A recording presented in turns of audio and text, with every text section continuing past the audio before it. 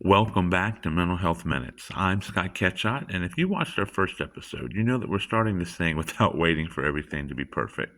And today, I want to take that conversation a little deeper, because sometimes the biggest thing keeping us from moving forward isn't our circumstances. Sometimes it's the way we see ourselves. Have you ever looked at your life and thought, something is wrong with me? Maybe you struggle with anxiety, or maybe you have difficulty controlling your anger. Maybe you keep making the same mistakes, start things but have trouble finishing them. Maybe you're carrying something from your past that you just can't seem to get past, or from the outside, your life looks pretty good, but inside, you know you're struggling.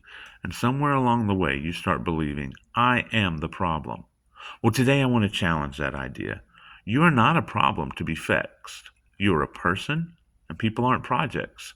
People are formed, shaped, challenged, healed, strengthened, and transformed over the course of a lifetime. One of the things I've noticed in working with people is how easily we can begin to define ourselves by struggles. Something isn't working, so we want to fix it. We're anxious? Fix the anxiety. We're angry? Fix the anger. Same with depressed, struggles in our marriage, feelings of being overwhelmed. Just fix it. And there's certainly nothing wrong with wanting things to get better. That's part of growth. But there's a danger when we move from I'm experiencing a problem to I am the problem.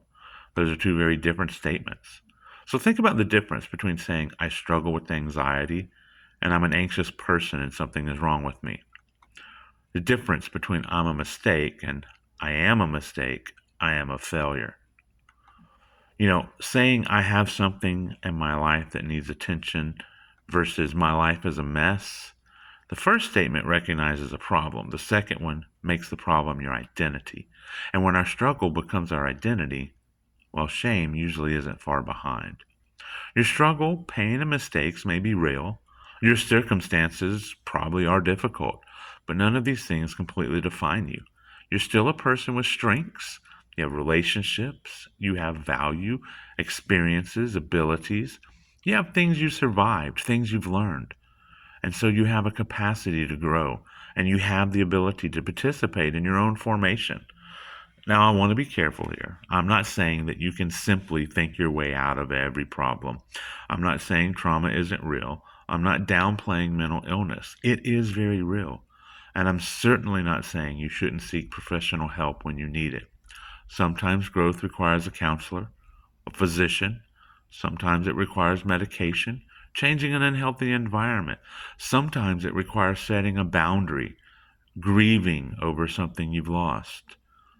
It takes asking somebody for help. One of the healthiest things you can say is, I need help. That's not weakness, that's awareness. So here's where I want to challenge you today. Instead of asking, what's wrong with me? What if you started asking, what's happening in me? It's a very different question. The first tends to produce shame, but what's happening in me creates curiosity. And curiosity gives us somewhere to go. If I constantly am angry, I can begin asking, what's underneath my anger? What am I afraid of? What am I believing? What am I experiencing? What do I need to learn and what needs to change? Feeling overwhelmed? I can ask, what am I carrying? What am I saying yes to? Where are my boundaries? What expectations am I placing on myself? Struggled in relationships. Start asking, what patterns of behaviors am I repeating? What role am I playing? What do I need to communicate? What do I need to take responsibility for?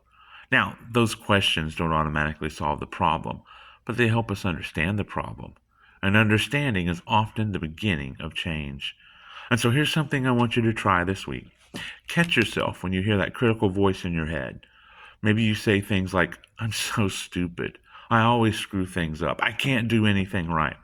I'm just an angry person. I'm terrible at relationships and I'll never change. When you hear that voice, stop. Don't argue with yourself. Don't try to immediately convince yourself that everything's wonderful. Just get curious. Ask, what's happening right now? Maybe you're exhausted, overwhelmed. Maybe you made a mistake, hungry, or somebody hurt you. You could be afraid, carrying something from years ago. Maybe you've been trying to do too much for too long. Curiosity doesn't excuse unhealthy behavior, it helps us to understand it. And when we understand what's happening, we have a better opportunity to decide what to do next. So here's today's Mental Health Minute. Think of one negative statement you regularly make about yourself. Maybe it's I'm broken, I'm a failure, I'm too emotional, I always mess things up. Whatever it is, write it down. Now, underneath it, write, what's actually happening here? Then answer that question as honestly as you can, not with judgment, but with curiosity. So instead of saying something like, I'm lazy, maybe the question becomes, am I exhausted? Am I overwhelmed? Am I avoiding something? Am I struggling with motivation? Is there something else going on? Instead of, I'm a terrible husband, wife, parent, or friend, ask, what pattern behavior am I seeing in my relationships? What part of that pattern can I take responsibility for? The goal isn't to make excuses, it's to understand, because you can't change what you're unwilling to recognize. And so, this idea is very important to me personally and professionally, and that's that people are being formed. We're constantly being shaped by our experiences, our relationships, our choices, our beliefs, our habits, our environments, and the way we respond to what happens to us. This means where you are today doesn't have to be where you remain. You may have developed unhealthy patterns, learned ways of coping that aren't serving you anymore. I mean, honestly, we've all made decisions we regret.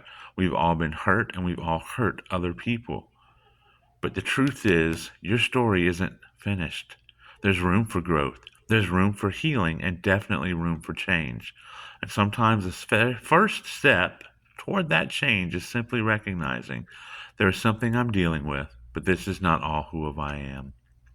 So, as we close today's Mental Health Minute, I want you to remember two questions.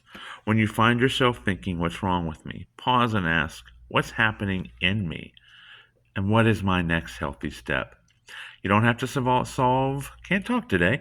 You don't have to solve your entire life today. You don't have to become a completely different person overnight. You just need to become a little more aware, a little more honest, and more compassionate with yourself. And then be willing to take the next healthy step. Because you're not a project to be fixed. You're a person being formed. I'm Scott Catchot. This is Mental Health Minutes. Take a minute, take a breath, pay attention to what's happening inside you, and remember, your struggle may be part of your story, but it doesn't have to be the definition of who you are. I'll see you next time.